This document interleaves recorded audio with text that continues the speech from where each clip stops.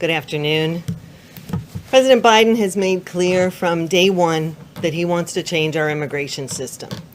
Doing so means truly building back better, because we can't just undo 4 years of the previous administration's actions overnight. Those actions didn't just neglect our immigration system, they intentionally made it worse. When you add a pandemic to that, it's clear it will take significant time to overcome. We must build a better immigration system that reflects our values as Americans, enforces our laws, safeguards public health, and moves away from cycles of irregular migration. Today I'm here to talk about what we are doing with partners in Mexico and Central America to ensure that people don't make this dangerous journey and instead have opportunities for economic advancement and safety at home. The President has committed to seeking $4 billion over 4 years to address the root causes of migration, including corruption, violence, and economic devastation exacerbated by climate change.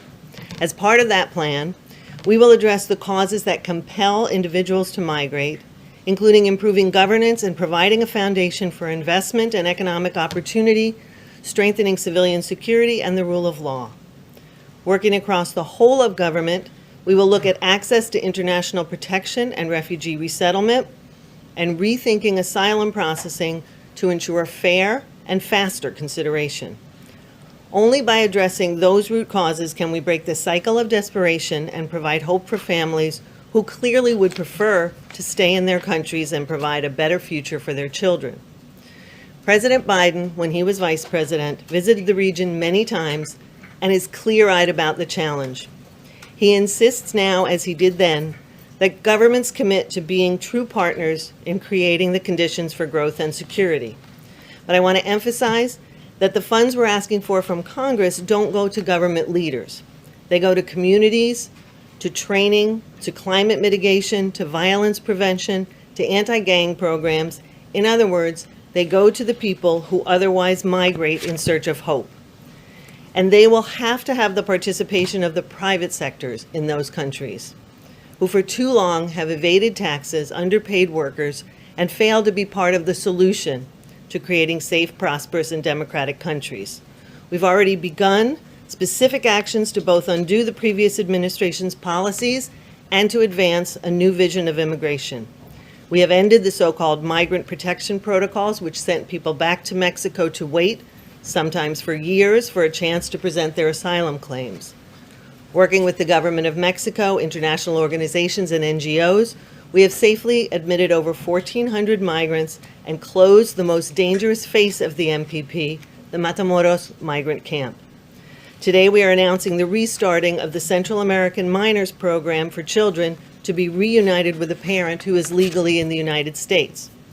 This program was ended abruptly by the previous administration, leaving around 3,000 children already approved for travel stranded. In Phase 2, we will be working to improve the CAM program to expand safe and legal avenues to the United States. I want to be clear, neither this announcement nor any of the other measures suggests that anyone, especially children and families with young children, should make the dangerous trip to try and enter the U.S. in an irregular fashion. The border is not open.